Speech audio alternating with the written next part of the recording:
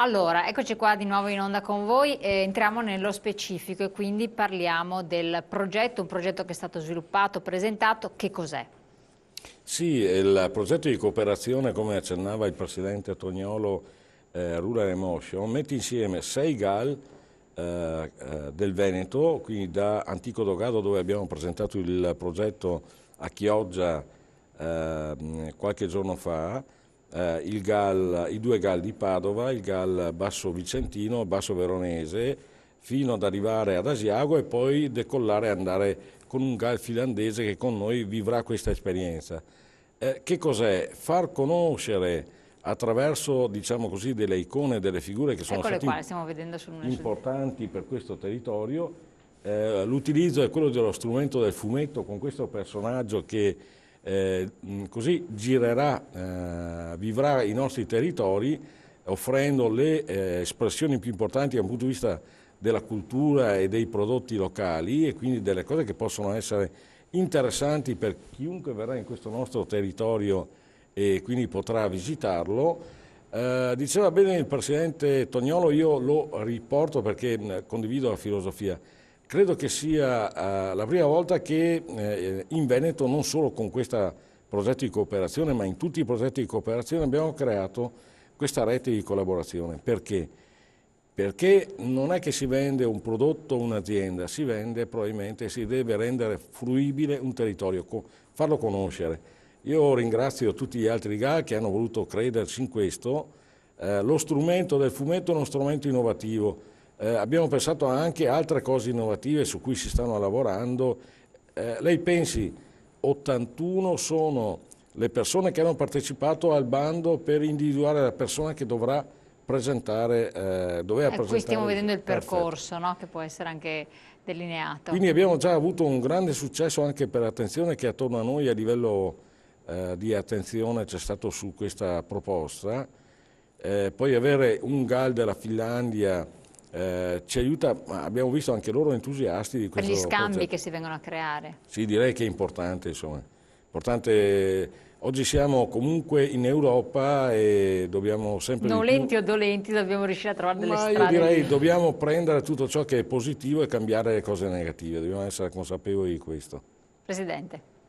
Ma io quello che posso aggiungere è che questo progetto è estremamente interessante anche perché riesce a legare i luoghi e le eccellenze dei luoghi anche dal punto di vista enogastronomico anche a dei personaggi dal punto di vista culturale e letterali famosissimi e quindi diventa un Facciamo veicolo. degli esempi. Sì, facciamo degli esempi. Io credo che in questo territorio leghiamo il Goldoni, ma leghiamo la Duse perché ha vissuto in questo territorio, ma leghiamo il Ruzzante per quanto riguarda la Bassa Padovana, il Petrarca per quanto riguarda i Colli, il Fogazzaro, Rigoni Sterne perché abbiamo anche il GAL comprendente Asiago, per chiudere a Verona con Salieri, quindi con la musica. Quindi io credo che sia un percorso che aiutati dal personaggio che abbiamo visto e quindi dal fumetto, da questo personaggio che ci guiderà in questo territorio, mettere insieme cultura, paesaggio, alcuni aspetti anche dal punto di vista architettonico perché abbiamo una ricchezza di ville e personaggi famosi, sicuramente potrebbe essere, come dicevo prima, l'elemento che permette a questi territori di diventare appendice o corollario o comunque alternativo o integrazione di percorsi turistici che già sono importanti. Quando uno vede i fumetti pensa un po' al target giovane comunque, riuscire a cattivare anche una platea diversa dal consueto. È possibile che Sviluppi può dare?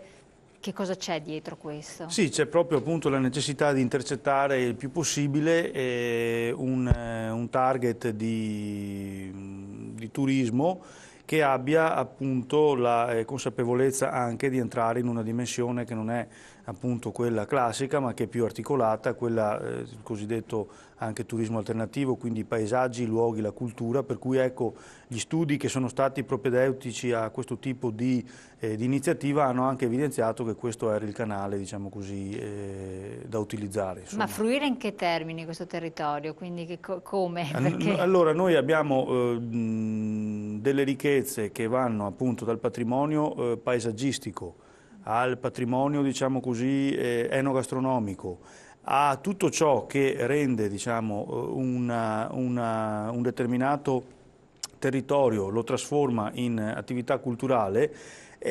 Sono queste le cose in più. Per esempio, faccio l'esempio perché è quello più diretto che mi coinvolge. Io sono anche vice sindaco del comune di Corezzola, noi abbiamo la Corte Benedettina e abbiamo la possibilità di fare alloggiare persone in struttura che è stata recuperata con materiali originali dove dormono, dove dormivano i monaci sostanzialmente nel 1500. Ci sono delle attività agrituristiche e non solo che promuovono prodotti specifici del territorio, dai radicchi piuttosto che a carni eccetera, formaggi, e quindi c'è la possibilità via Bacchiglione di arrivare a Chioggia in bicicletta con un itinerario, c'è la possibilità via Bacchiglione di arrivare addirittura a Chioggia anche via barca, per cui voglio dire, questo è un pacchetto che va valorizzato, tant'è vero che lo stiamo appunto portando avanti all'interno di questa dimensione, ma se poi questo tipo di attività, per esempio vicino a Candiana ci sono delle ville veneziane che hanno una valenza storica enorme. In quella zona c'è un vino DOC, le Corti Benedettine del Padovano, abbiamo il DOC dal 2001 e negli ultimi anni finalmente, anche grazie agli aiuti del GAL, gli agricoltori stanno mettendo su i vigneti e stanno riportando, cioè voglio dire, a Bagnoli abbiamo un altro tipo di DOC e quindi ecco, di valorizzazione recente. Sembra incredibile, ma il nostro territorio ha tutte queste cose e come spiegavano appunto i presidenti, la sfida che secondo me il GAL sta vincendo, perché poi i GAL stanno vincendo ma non devono abbassare la guardia, è proprio questa, sono stati messi in rete, è stato messo in un progetto organico tutto ciò. Quindi perdere quell'individualismo, quel senso di... Quindi alla fine siamo riusciti a superare barriere anche per esempio campanilistiche che purtroppo bene o male per una serie di motivi ci sono sempre stati, fanno parte un po' anche del nostro DNA italiano, no? Però voglio dire, i GAL sono riusciti a superare questo, ecco gli esempi che facevo, ma poi se partiamo da Corezzola e arriviamo a Montagnana, per esempio andiamo su, è tutto un insieme di questo tipo di attività che sono state messe in rete e se i numeri poi come sono confermati sono questi, parliamo di milioni di persone che la stessa Venezia non riesce poi a gestire, voglio dire, le potenzialità anche dal punto di vista economico diventano veramente sono pronti questi territori per ricevere, per accogliere, per dare questa offerta alternativa? Secondo me sì, sono pronti. Il problema è appunto quello, la vera questione è quello di renderli conosciuti, di renderli fruibili in un pacchetto organico. La fruibilità, quindi l'investimento, a questo punto diventa anche fondamentale e qui ovviamente tanti che ci possono ascoltare raddrizzano un po' le antenne perché tanti hanno voglia di capire delle nuove forme di investimento anche di se stessi, delle proprie professionalità. Come può essere fatto? Quali sono quindi le vie migliori? Che cosa si sente anche di consigliare? Perché tanti operatori del settore turistico in questi luoghi definiti di turismo minore, che così non è, così non deve essere, vivono una situazione di difficoltà, indubbia difficoltà. E questo, cioè, si salvano Venezia e quant'altro, so Cortina ha ripreso, ma stiamo parlando di situazioni un po' difficili per la ricettività, per l'enogastronomia, per la ristorazione e quant'altro. Sì, è vero che anche questi territori stanno vivendo un processo legato alla crisi che ha colpito il mondo, l'Europa, l'Italia e perché no anche i nostri territori. In realtà è che siamo di fronte a processi di cambiamento che ci devono portare a riflettere su il modo di fare impresa. Allora, anche chi opera nel settore dei servizi e del turismo, è ovvio che il turismo è cambiato in questi anni, mentre 20 o 30 anni fa c'era un turismo stanziale per cui uno andava al mare o in montagna, si fermava 15-20 giorni, oggi chissà perché sembra ritornare al centro, forse anche l'offerta, come accennava l'assessore Fecchio, ad esempio l'offerta che può avvenire ai territori della Bassa Padovana o le aree rurali. Il turismo non vede più le persone fermarsi delle settimane, le persone generalmente vanno in un territorio, cercano di capire l'offerta, cos'è che quel territorio rappresenta in termini di storia, cultura e produzione anche enogastronomica, ci si ferma un giorno o due, ci si sposta in un altro territorio. Allora, se i territori non diventano qualcosa che è possibile fruire, quindi che si rende come dire, conosciuto, noi rischiamo veramente di uscire da questa opportunità e accennava prima l'assessore in maniera anche molto concreta. Lei pensi a, ed è così in questi ultimi anni, milioni di persone che soprattutto dal nord Europa arrivano al nostro paese non più per girare in macchina, ma per girare ad esempio con la bici. Il cosiddetto turismo lento. Esatto, Il turismo che è anche lento, più giovane tra l'altro. il turismo lento ovviamente richiede prodotti diversi.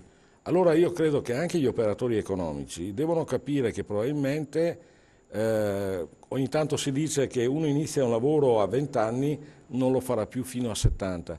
Non è detto che anche un'attività di impresa, se non si modifica e adegua a quelle che sono le domande, che sono diverse, stanno modificandosi, possa reggere con la stessa offerta per decenni. Allora io dico, a ognuno di noi viene oggi richiesto la capacità di adeguare quello che facciamo a una domanda, perché poi in realtà stiamo offrendo la nostra attività in servizio alla comunità che c'è attorno. Questo vale per l'agricoltore, vale per l'artigiano, vale per l'attività dei servizi, e credo che lo sforzo che devono fare i GAL, gli enti locali insieme a noi, è proprio quello di far crescere questa rete anche nella consapevolezza di dover adeguare l'offerta del prodotto a quelle che sono le domande di un turismo che è diverso da quello di 30 o 40 anni fa. Chiarissimo. Poi passo la parola anche a lei. Andiamo subito in pubblicità perché poi vediamo di approfondire con molta concretezza, perché poi anche per far capire bene a chi ci ascolta. Pubblicità, pochi secondi.